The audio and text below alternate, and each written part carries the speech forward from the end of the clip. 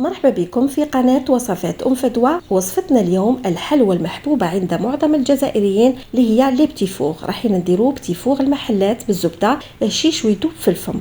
في ريسيبيون نحطو 250 غرام مارغرين طرية مع رشة ملح وكاس ناقص اصبع سكر حبيبات اللي هي 150 غرام. نخلطوهم مليح بالباتور حتى يولي كيما الكريمة. نضيفو 3 حبات تاع البيض بالتدريج حبة بعد حبة مع الخلط، ومن بعد نستغني على الفوي ونخدم بالكروشي تاع الباتور ولا بلا سباتول ولا ملعقه خشب.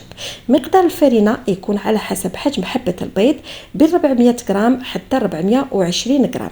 نضيف معاه كيس خمارة الكاطو، نصف ملعقة كبيرة فانيليا، والعجينة المتحصل عليها تكون تتلاصق في اليد وطرية. وقبل ما نعمروها لازم ندهنو لا بوشادو بشوية تاع الزيت هكذا باش تخرج لنا العجينة فاسيلمون وما تعبناش. نبوشي لي بتي فور تاوعي فوق ان تابي اون سيليكون ولا فوق ورق الطهي، وندخلوا لي بتي فور يطيبوا 10 دقائق من تحت، ونزيدوا نحمروهم الفوق مليح، نخلوهم يبردوا ونلصقوا حبه مع حبه بالمعجون. وهذه هي النتيجه.